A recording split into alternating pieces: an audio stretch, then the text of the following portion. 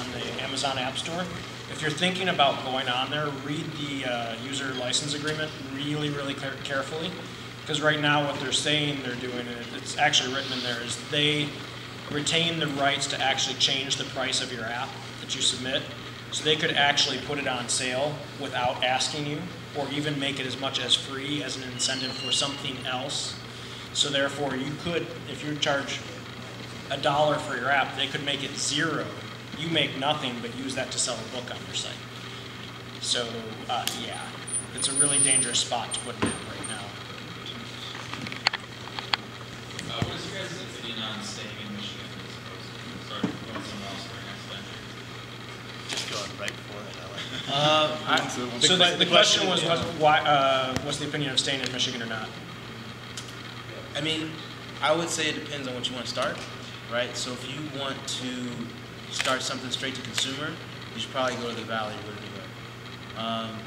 If there's something in different markets where you might have, where being in Michigan and having the relationships you already have might help you, then you should stay here. So for example, there's some folks who want to start something where it's like Foursquare for beer or something like that.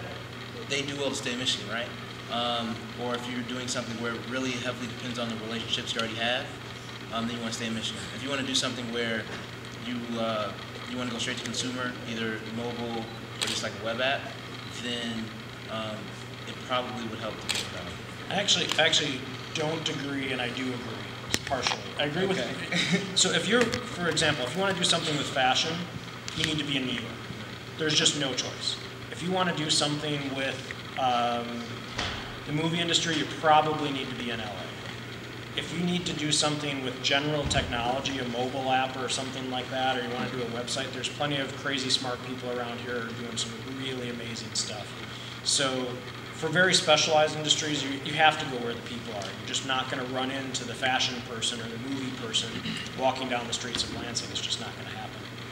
But I would say it depends on what type of business you want to start too, right? So if you want to do like a VC have to scale or die business, then you want to put all your chips on the table and you want to have all the advantages you can. And I would honestly say the Valley or New York would be the best for me. If you want to do more like a 37 Signals model, and you're not rushing and you don't need to scale right away, go wherever. Or if you have to, if it's industry specific, go to where the industry is. So I really think it depends. I mean, I look at it like, if you hate your house, and your house isn't where you want to live, and you've never really seen yourself living in that house forever, then you wouldn't live in that house. You'd find a different house. I'm not saying that, like, you know, I am actually happy. I like Michigan a lot, and I'm happy to still be here. But like, don't feel like you have. There's kind of this. I think it's a really bad thing that's starting to happen, where like people are almost feeling obligated to stay because they feel some sort of like nostalgia for like 1951. Except that I don't think that like anyone who's a student in this, a few people may, but like I don't know who really remembers 1951. That like I don't. I wasn't there. Like, so I just don't. I think that if you like Michigan and you like what's going on here, stay and make it the best you can. But if you don't like it, then don't stay, because you're not going to be able to like accomplish what you want. You're not going to have fun.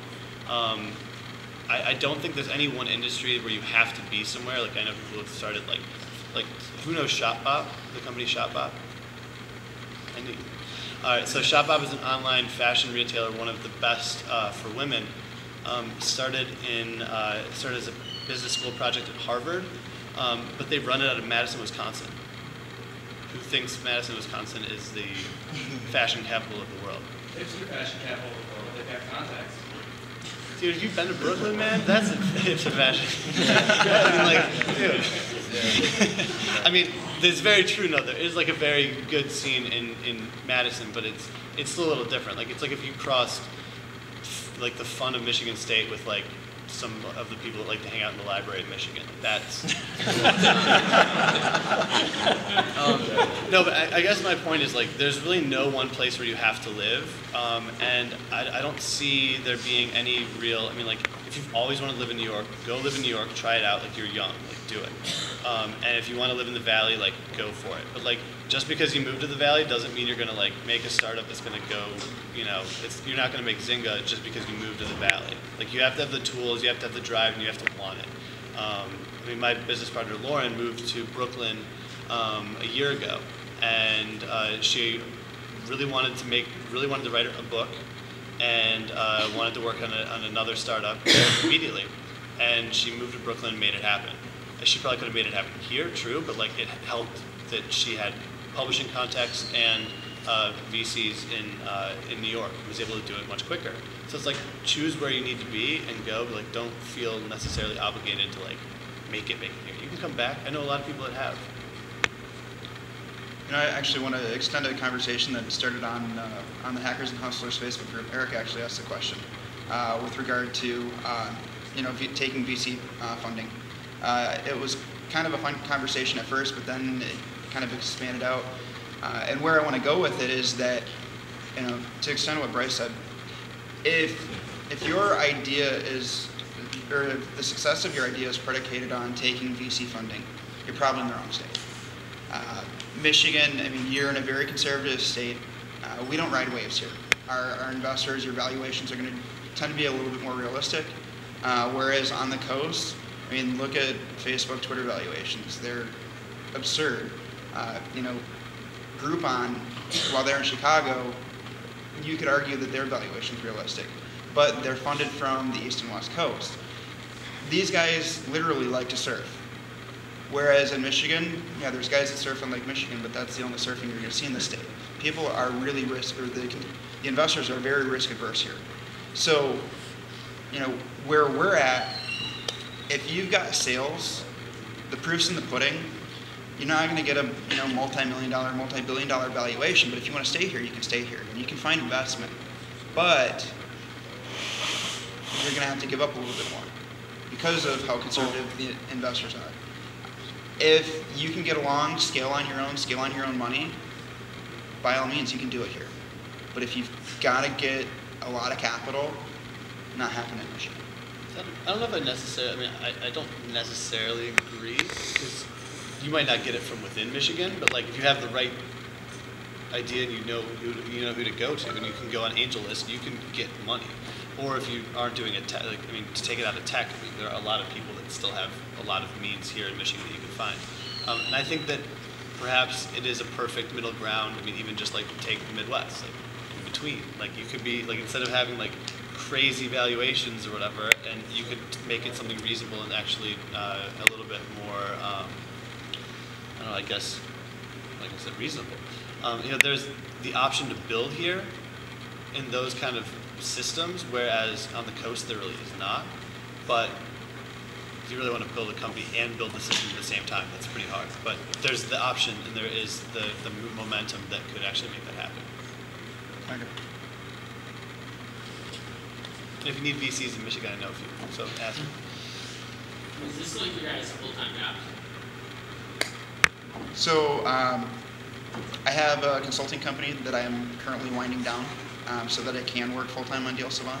I use that, and that's actually a good question, and I'd say this with advice.